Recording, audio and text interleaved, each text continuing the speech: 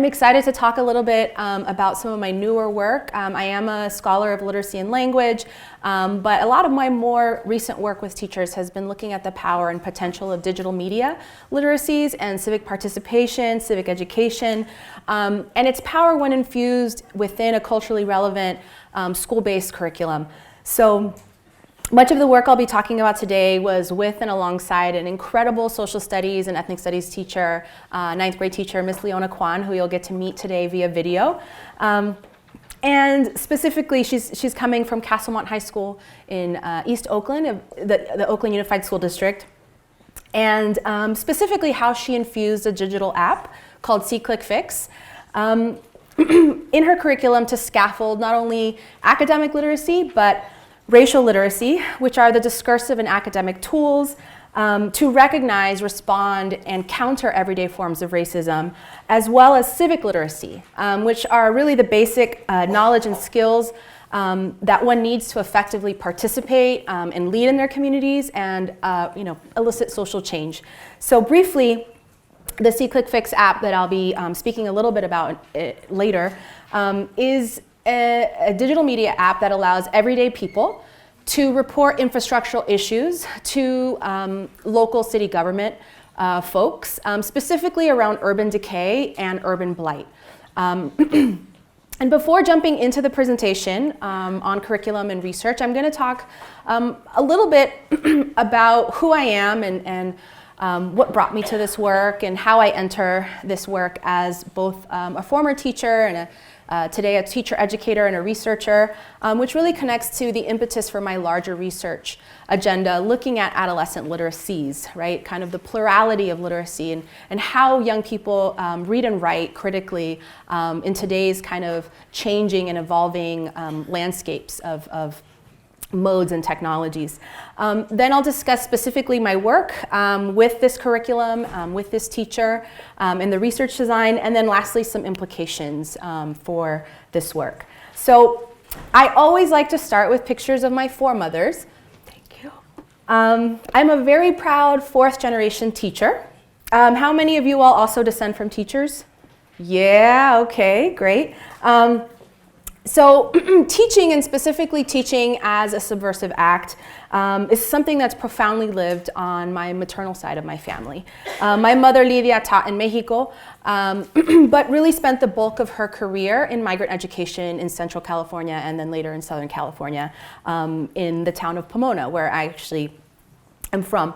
Both my bisabuela and my abuela, my great-grandmother my great-grandmother and grandmother, who I'm named after, were normalistas. They were grassroots literacy workers in the rural highlands of Chihuahua, Mexico. They came from humble campesino families and attended the Mexican normal schools in the early 20th century. That really designed teacher education around popular education, critical literacy, and social justice, right? So they've existed for over a century and have really been the disenfranchised and the poor's only access to a basic literacy education. So literacy for my foremothers was really more than just reading and writing. It was a process of social inclusion. It was a practice of freedom. As normalistas, critical pedagogy and culturally empowering education, advocating for those at the margins of society, and movements for justice was and has always been central to the identities of my foremothers as literacy educators. For them to be a teacher in your community was essentially synonymous with working for a more equitable and socially just and dignified world. And so for me, these women were really my first teachers and introducers of critical pedagogy and culturally relevant education and teaching. As many of us know, the history of political activism of normalistas and the normal school in Mexico specifically dates back over 100 years. However, in 2014, their activism started to resurface in popular media when 43 of the pre-service teachers of the Ayotzinapa normal school were essentially assassinated. These were students, these were pre-service literacy teachers dedicated to advancing the rights of the poor and the oppressed in rural Mexico. So this hit home for me personally for multiple reasons, but primarily not only because all of my foremothers and all of my aunts in Mexico are normalistas and were normalistas and currently are normalistas, but my tia Alicia was also disappeared for similar reasons as a student and as a teacher, but in 1978. She was 25 years old and was one of 300 students disappeared for denouncing the repressive practices of the Mexican government and the widening gap between the rich and the poor. And I share all of this because literacy has always been seen as a subversive act with women in my family. And to engage in literacies that contest power, that contest oppression, is something that has always resonated with me as a young person through kind of the oral storytellings that I would hear of the powerful women that I come from, the legacy of my aunts and my foremothers.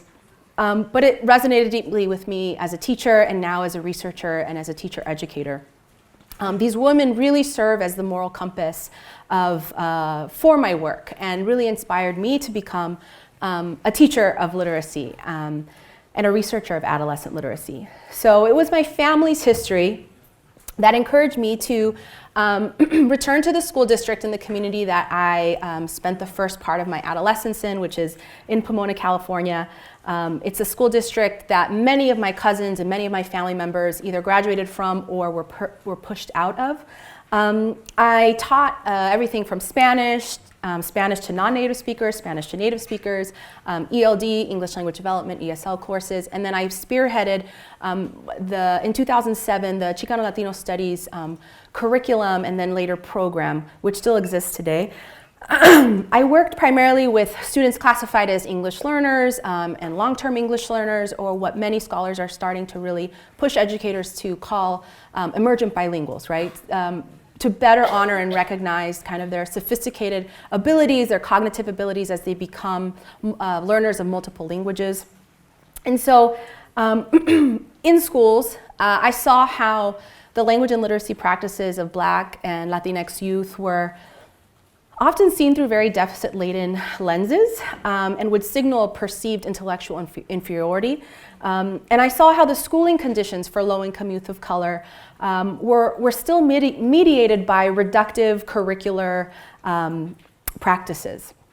And so many of the schools that I worked in, starting in Boston Public Schools to Pomona Unified, often misunderstood the demographic shifts that our schools were experiencing, the larger structural inequities affecting the material lives of young people, and how students were actually using literacy in their everyday lives. So in schools, they were seen as non-readers and non-writers, but in out-of-school contexts, they were producers of some really powerful written texts, both on and offline, especially via popular culture.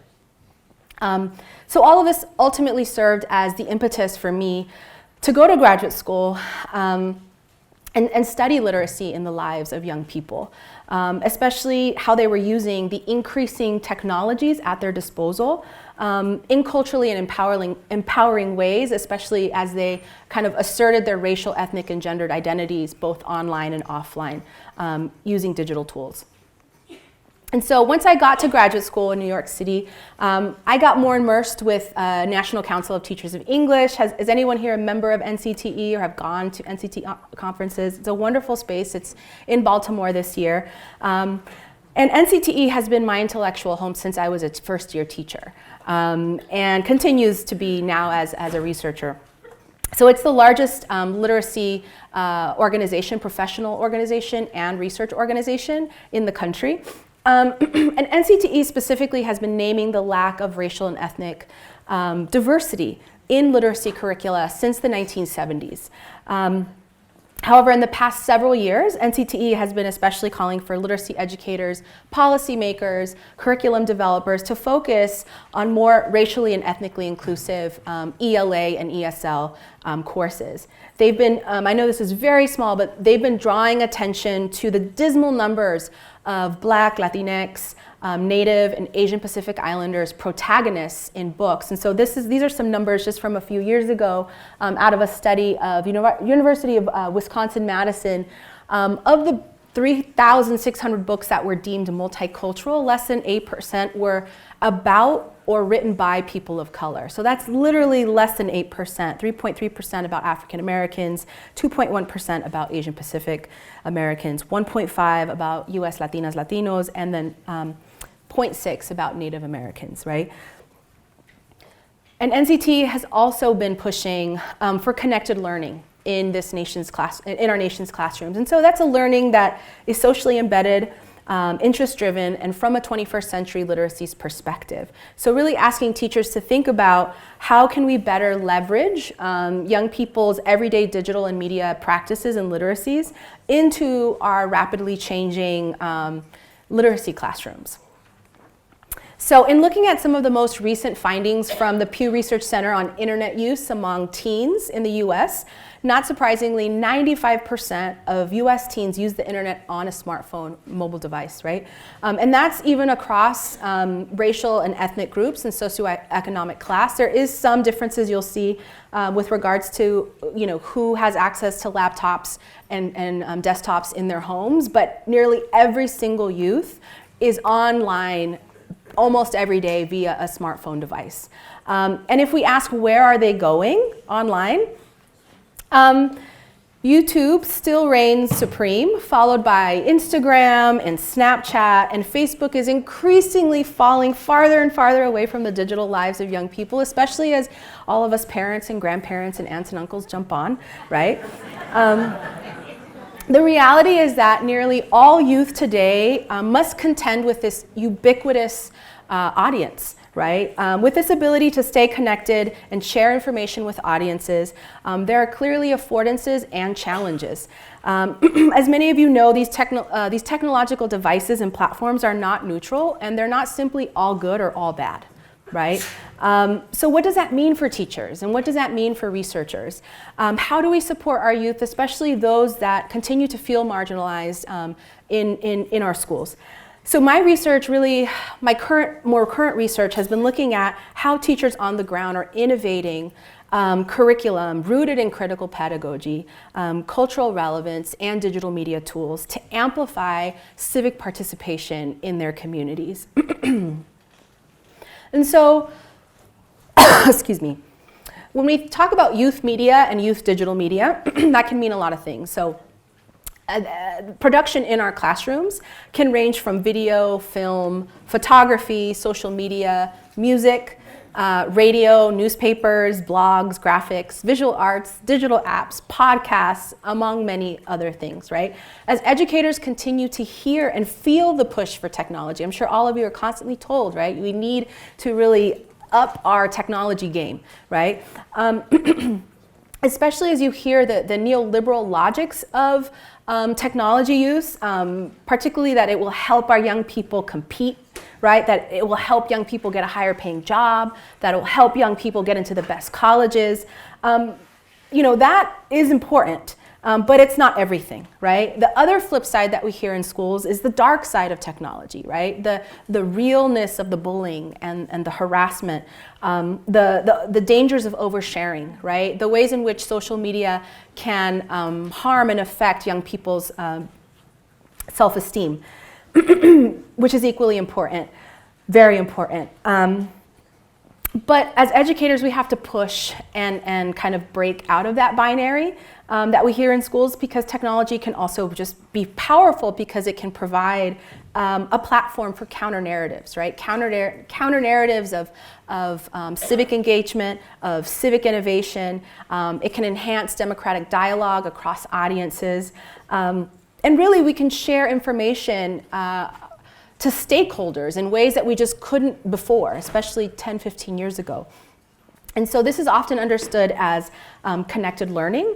And what is special about digital media and technology is that it can connect us across time and space. It can create like a critical solidarity across geographies and organize around kind of targeted policy issues.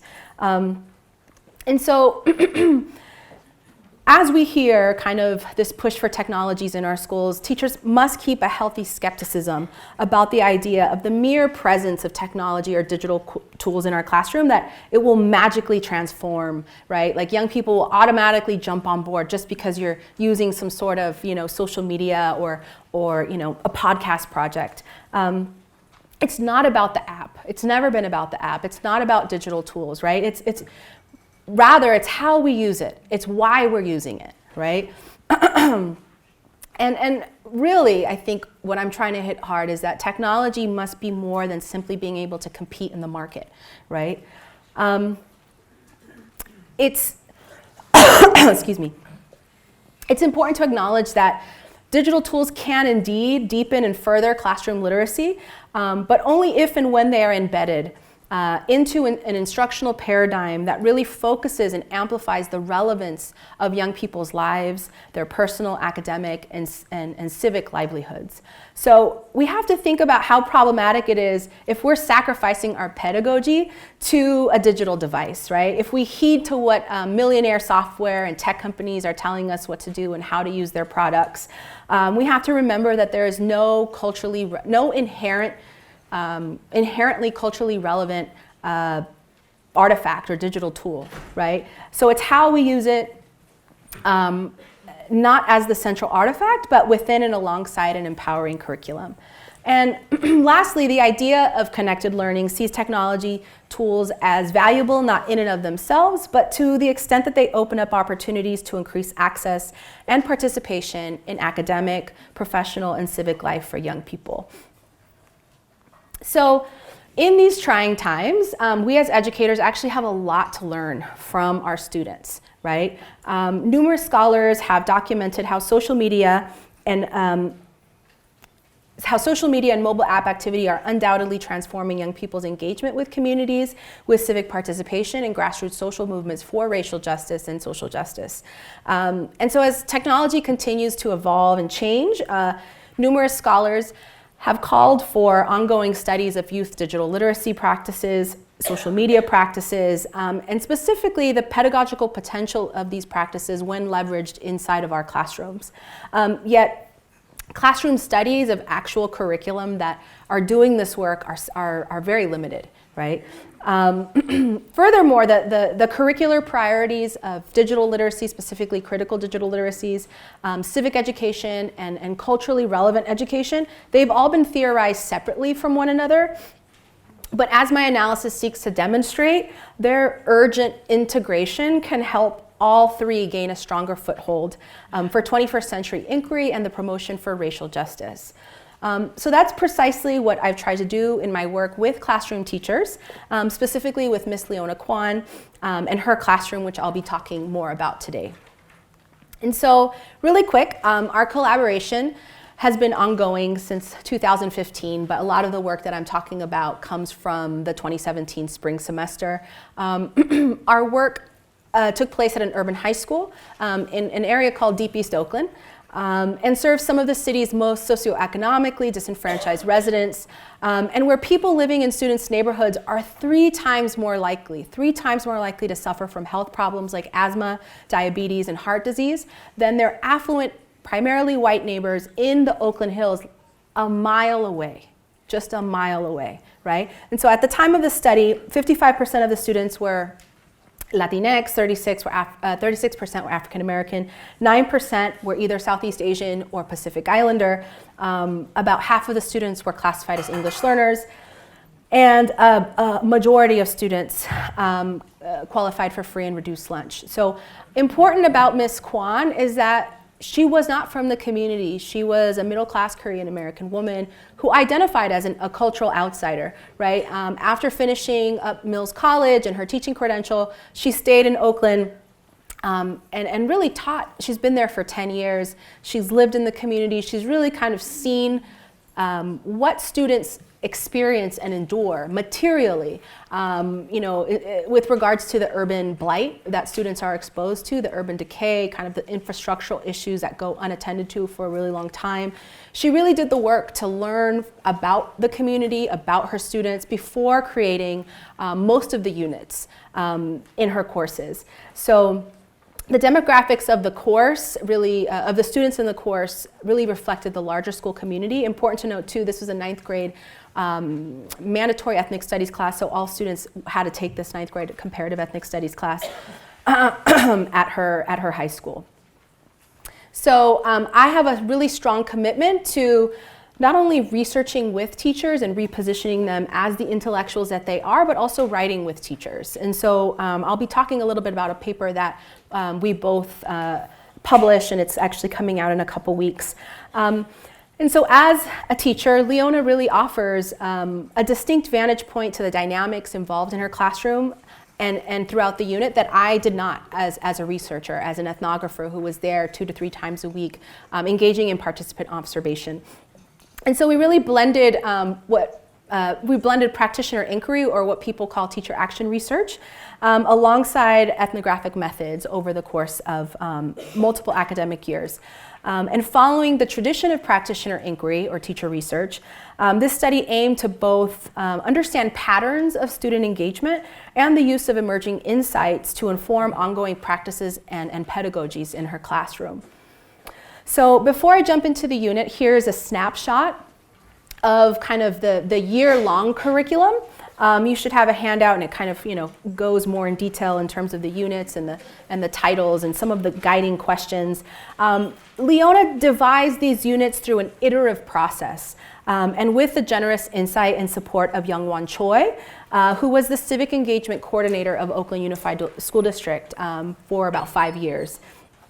And he provided OUSD social studies teachers, ELA teachers, and ethnic studies teachers important monthly and weekly professional curriculum development through inquiry groups, and supported their travel to conferences, especially around understanding the nexus of civic education, culturally relevant pedagogy, and critical digital literacies. So this was crucial for the development of her year-long curriculum.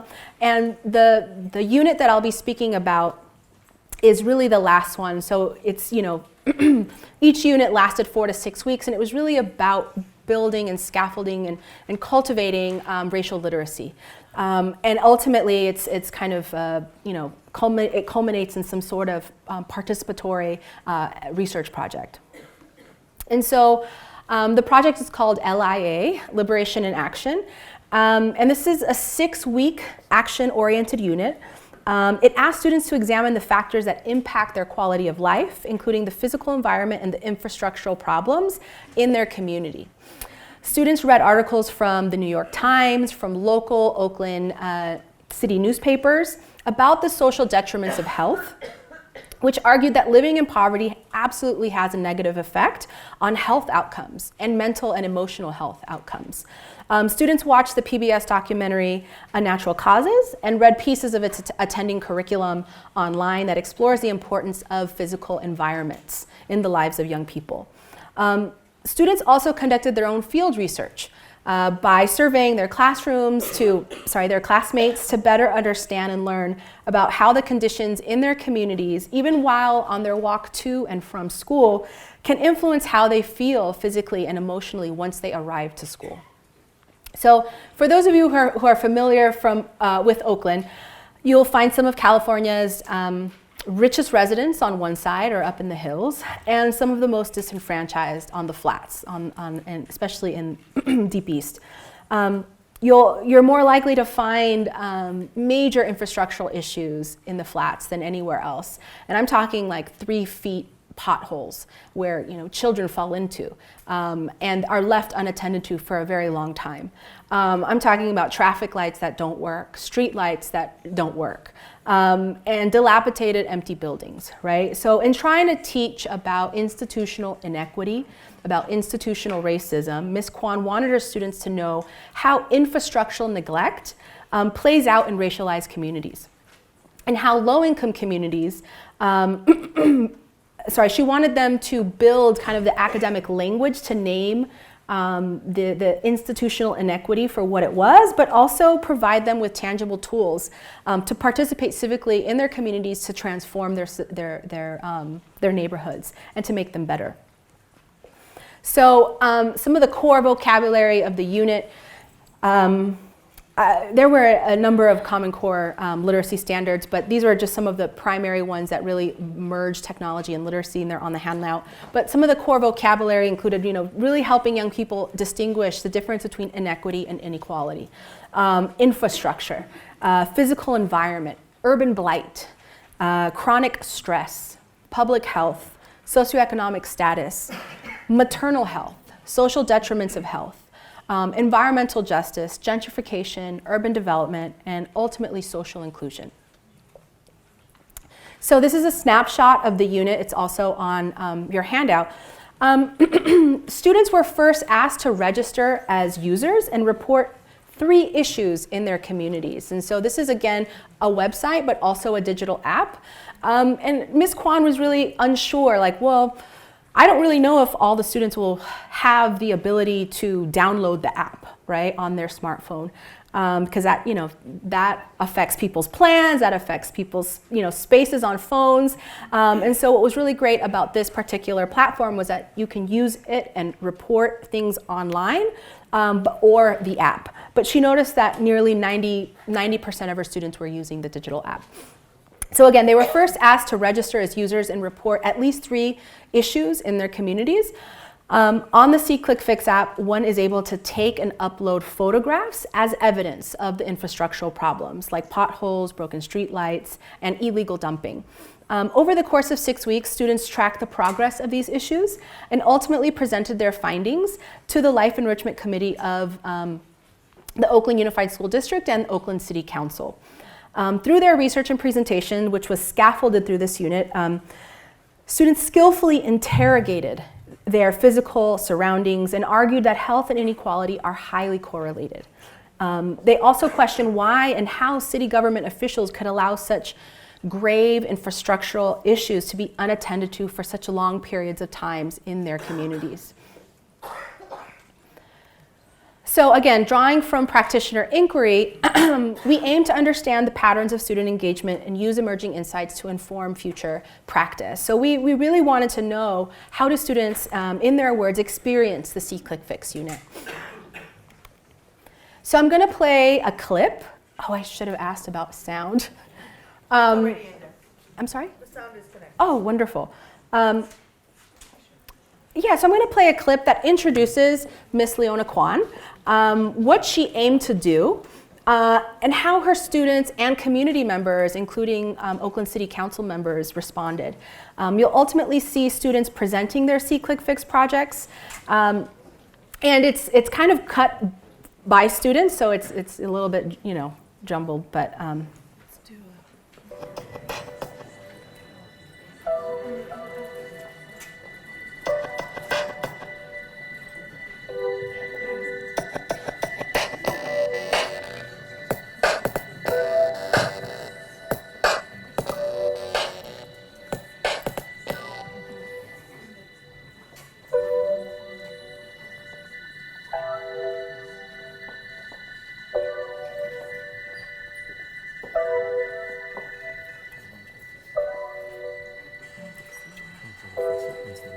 Yeah, I think it, well,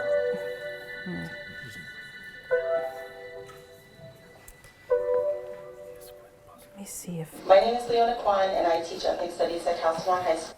can you hear that? Yeah. Oh, okay, I think this will be fine then. I'm holding a mic to the computer, sorry. Thanks for your patience. It's my 4th year teaching at Castlemont, and this is my first year doing this project with the students. Oh no. Oh no. Let me see. Sorry.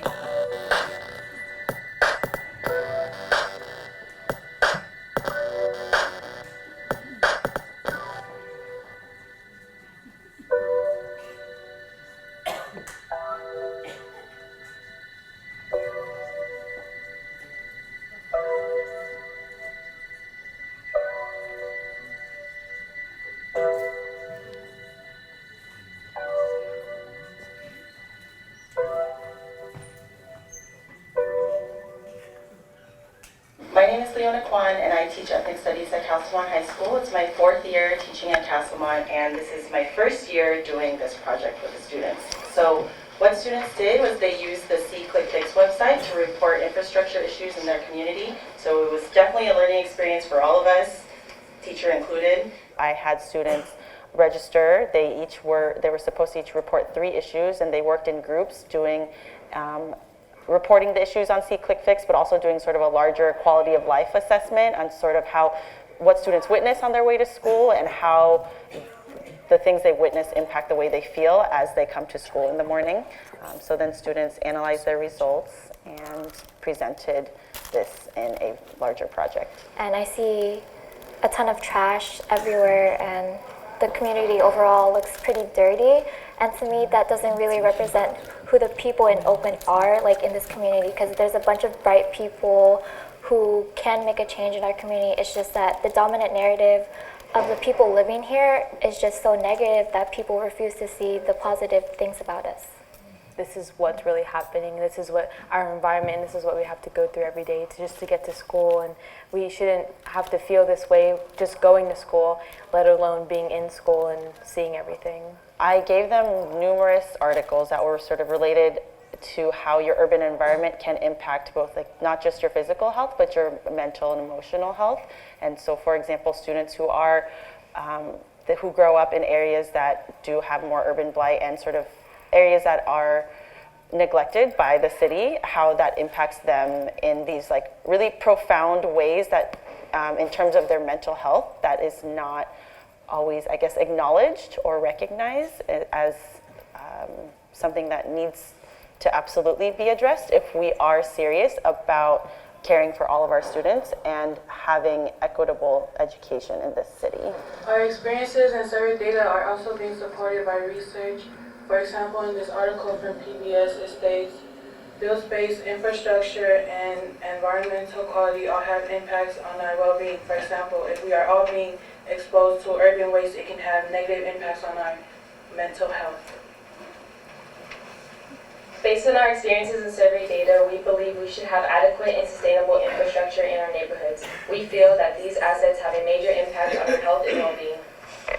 Based on our experiences, we noticed that people who think that their community is dirty or unsafe mostly tend to have more stress or experience more stress. And they will mostly have most erratic behavior, like commit crimes or try to commit more to alcohol or commit others to more alcohol, which is not good for your community and not also good for your health. Connection to research. One connection to our research is, not only does growing up with crime and brutality increase a child's own propensity, is this working? Propensity for destructive behavior, researchers have shown that elevated stress levels chemically interfere with the development of neural pathways, affecting not only normal developmental processes, but a child's actual capacity to learn. From the source, Unnatural Causes, Is Inequality Making Us Sick by PBS. This basically states that things like urban blight or negative things in our community, such as hearing gunshots or being stressed out all the time, can affect the development of a brain or how someone learns.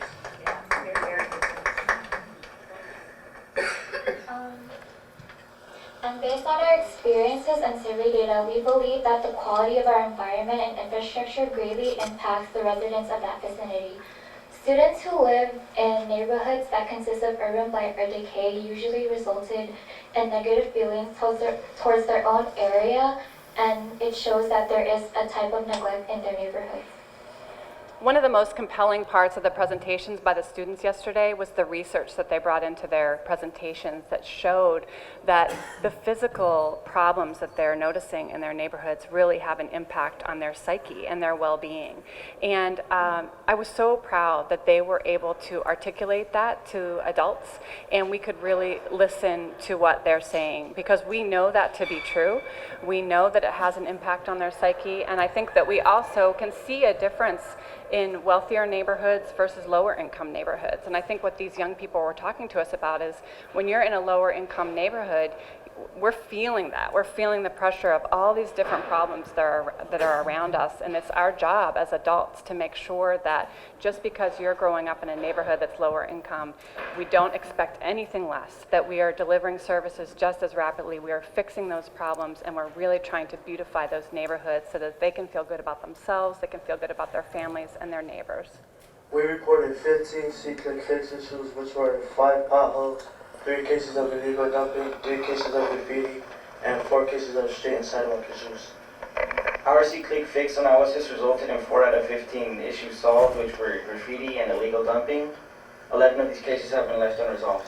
The total number of issues reported were 10. We reported 2 graffiti issues, 4 potholes, 2 speed bump issues, a drainage or flooding issue, and a street issue. As a group, we reported a total of 10 issues. One of the issues was actually closed, so this means 90% of our issues were not closed. The one issue that was closed was graffiti. Something that was really powerful for students in doing this project was feeling heard. I think so many of our students feel marginalized. I mean, they've had some pretty terrible experiences with the city of Oakland, whether that be through interactions with police, whether that may be through inadequate education. Some of my students, half of their teachers were substitutes in middle school, and then you wonder why some of them are 2 years below grade level in terms of reading. I mean, they have experienced such intense levels of institutional oppression that using this tool and working on this project, I feel has allowed them to be validated and at least to be heard, and that is something that's really beautiful. This project made us feel that we also have a say in the city. It also made us feel that we can help make Oakland a better place, make it look more cleaner in all districts, East, West, North, and South Oakland. It also made us feel upset because city officials won't always look at our problems and try to fix it. And it also made us feel discouraged because why try to help a problem if the people who take care of that problem don't really look at our problems and don't even fix it at all. And the project made us feel aware of what was happening in our community, and we were finally able to be heard. So it was a mix of emotions, as you saw. It was a powerful thing to be heard for a lot of the young people. But at the same time, it was frustrating because not all of their submissions were tended to, right?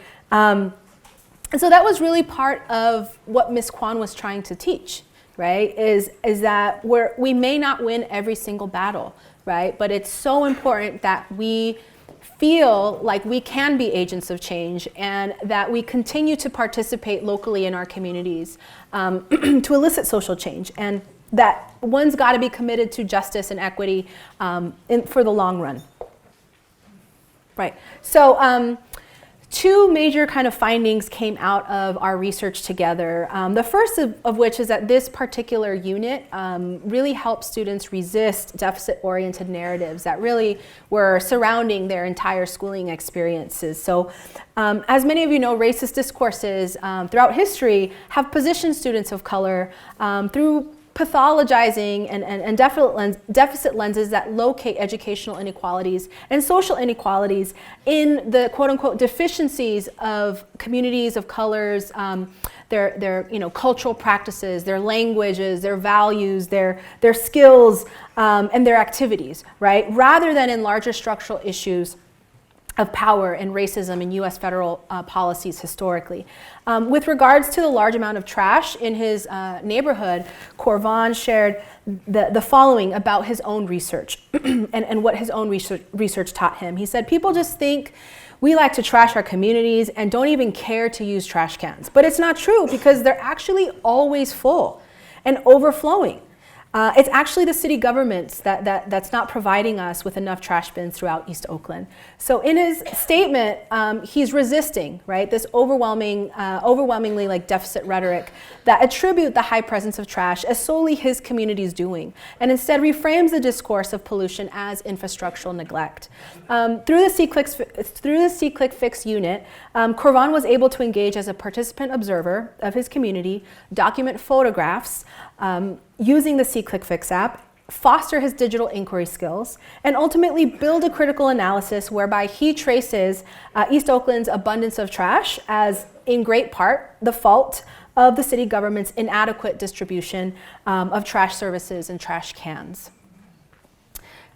Dominic, another student, offered his response to this project. And initially he talked, like a lot of other students, talking about a deep shame that they felt, right, before doing this project.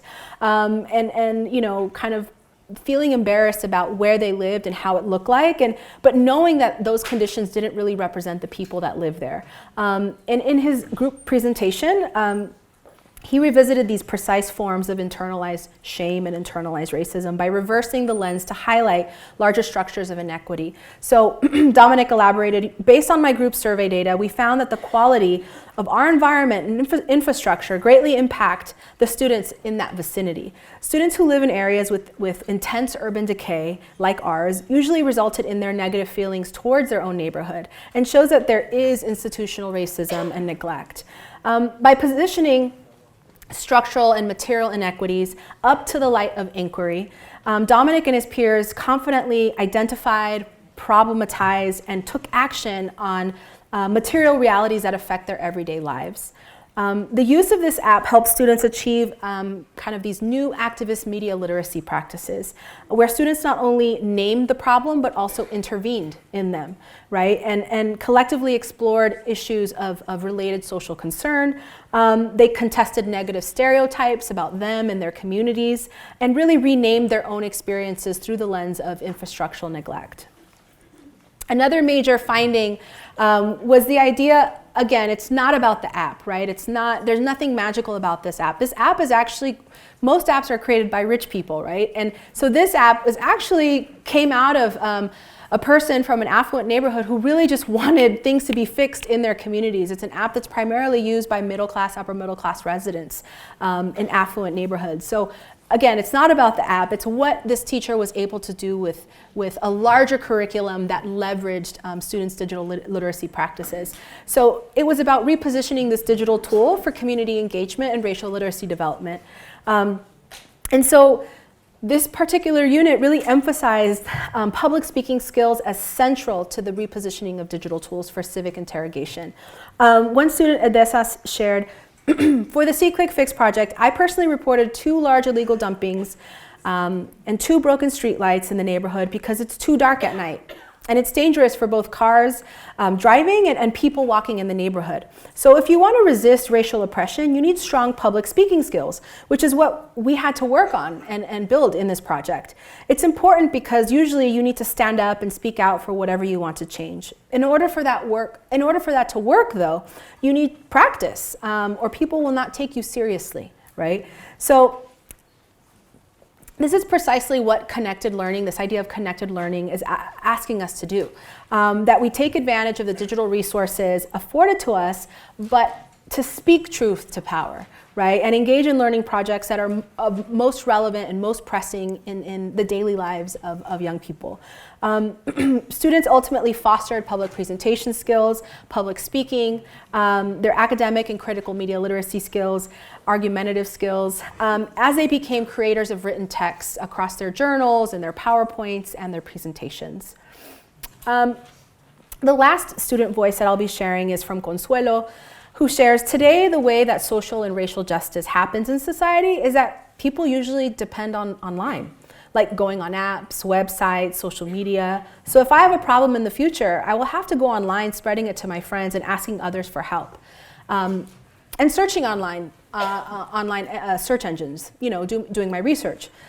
So her comments here really echo what scholars like Kathy Cohen and Joseph Kahn call participatory politics, in which interactive peer-based acts have the ability to reach large online audiences and stakeholders and shape agendas through online dialogue, as well as exert greater agency through the circulation of information and the production of original content. So I'm leaving you with some implications that I'm hoping all of you can take from. I know this was from a very specific kind of 9th grade social studies, ethnic studies context, but the messages are beyond the specific, curriculum, right? We have to imagine how we can hone students' academic literacy skills, not simply to achieve on assessments, right? But to also advocate for themselves and their local communities. Digital tools remain central to the lived political and civic realities of young people. However, simply incorporating students' social and media practices, whether that be Twitter, Instagram, simply incorporating photography via maybe photo voice, or simply using a digital app in the classroom will not automatically lead to social transformation, right? And I think that's what a lot of teachers oftentimes get wrong. Again, none of these tools are inherently culturally relevant. I mean, there's been books on, you know, the algorithms of oppression, right? A book that came out a couple years ago about the biases, the racial biases specifically with women of color in search engines, right? And how a lot of these tools really reproduce inequalities and racism. So there's nothing magical about these tools. As school districts across the country reimagine civic education and swiftly move to adopt culturally and community responsive learning, it's imperative that they take heed to Leona's detailed care. I mean, this is a person that has lived in the community and really learned from her students for a long time, right? Her iterative and collaborative nature, she was creating curriculum through inquiry groups, right? Constantly going to conferences and PDs. And really engaged a pedagogy that transcended the confines of her classroom, really, and took learning and social action to the streets and to the community. So these forms of critical digital literacies and media literacies are extremely vital to the future of all classrooms, not just ELA, not just social studies. And civic education must be pushed to be seen as the responsibility of all of us, not just social studies teachers, right? We have to turn toward the idea that what takes place in our classrooms, whether it be science or math, or even PE, what's happening in those spaces in many ways is civics, right? What we study, how we talk to each other, what we value, right? Those messages, those subtle messages that we're submitting to our students, they consistently transmit messages about the nature of democratic and political life, right? Who belongs, who doesn't belong. And all of us, we all have a responsibility to make these messages a lot more, you know, intentional and more thoughtful.